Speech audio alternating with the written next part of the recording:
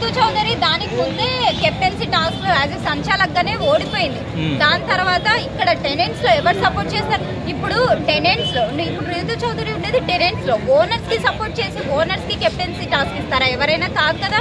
Tenants కి support చేసి tenants లో ఎవరినైనా సరే నువ్వు కెప్టెన్ చేయాలి. కానీ అక్కడ మాత్రం లవ్ పరంగా వెళ్ళి ఫ్రెండ్షిప్ వదులుకొని, అంటే వాళ్ళు ఒక టెనెంట్స్ ని కాపాడుకుందాం అన్నట్టుగా ఉన్నారన్న. చూసుకుంటే మనం ఫస్ట్ లైక్ వాళ్ళు ఏంటంటే ఒక ఫ్రెండ్స్ విధంగా ఉన్నారు.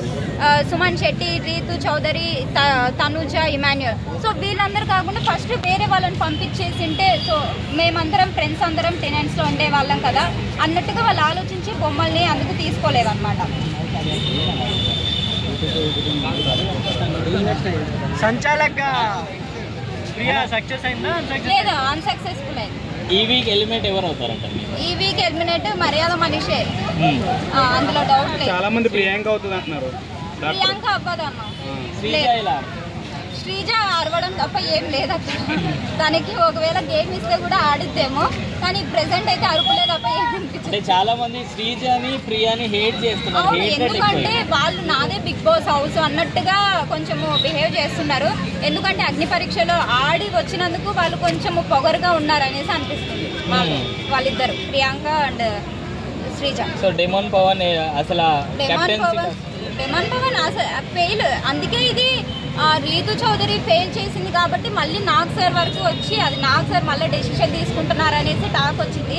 నేను కూడా ఇవాళ చూడాలి మరి. అది నార్మల్గా అయితే ఏదైనా సరే బిగ్ బాస్ చెప్తాడు. బిగ్ బాస్ కూడా డెసిషన్ తీసుకోకుండా సంచాలక్కి ఇస్తాడు ఏదైనా సరే. సంచాలక్ ఫైనల్ డెసిషన్ అని చెప్తారు. కానీ అక్కడ సంచాలక్ తీసుకున్న డెసిషనే ఇక్కడ నాగార్జున సార్ దగ్గర పోయిందంటే అది సంచాలక్గా ఫెయిల్ అయిపోయింది. డిమాన్ పవన్ కూడా కెప్టెన్సీకి అర్హుడు కాదన్నట్టుగా వాళ్ళు నాగ్ సార్ దగ్గరికి తీసుకెళ్ళిపోయారు. తనుజ ఇమ్ము ఎలా అనిపిస్తుంది? కామెడీ ఎలా అనిపిస్తుంది? లవ్ ట్రాక్ కూడా లైట్ గా నడుపుతున్నారు కదా. లవ్ ట్రాక్ ఏమైనా నడుస్తున్నట్టు అనిపిస్తుంది? లేదు, తనుజ ఇమాన్యుయల్ మధ్య నడవట్లేదు. అక్కడ చూసుకుంటే ఆల్రెడీ ట్రయాంగిల్ లో నడుస్తూనే ఉంది. రీతు చౌదరి, డిమాన్ పవన్, పవన్ కళ్యాణ్ వీళ్ళిద్దరిలో ఎవరినో ఒక్కరిని సెలెక్ట్ చేసుకుని వాళ్ళతో పోవచ్చు కదా. ట్రయాంగిల్ లో ఎందుకు ఊరికే? లాస్ట్ టైం విష్ణుప్రియ వాడింది కదా, అలా వాడుతుంది. మేబీ అదే ఇన్ఫ్లుయెన్స్ చేసినట్టుంది.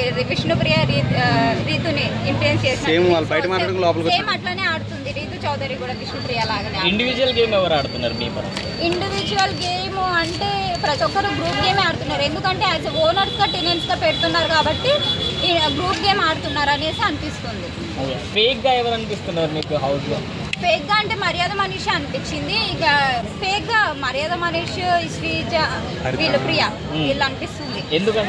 ఎందుకంటే వాళ్ళు అరవడం తప్ప అంటే లైక్ పొగరు చూపిస్తున్నారు ఓనర్స్ దగ్గర. మాదే బిగ్ బాస్ హౌస్ అన్నట్టుగా, నాగా బిగ్ బాస్ తర్వాత నేనే అన్నట్టుగా. సో వాళ్ళు అట్లా మాట్లాడుతున్నారు. అవేం కాకోకుండా కొంచెం తగ్గించి ఓనర్స్ తోటి కలిసిపోతే బాగుంటుందని అనుకుంటున్నాను. టాప్ 5 లో ఎవరు ఉంటారు?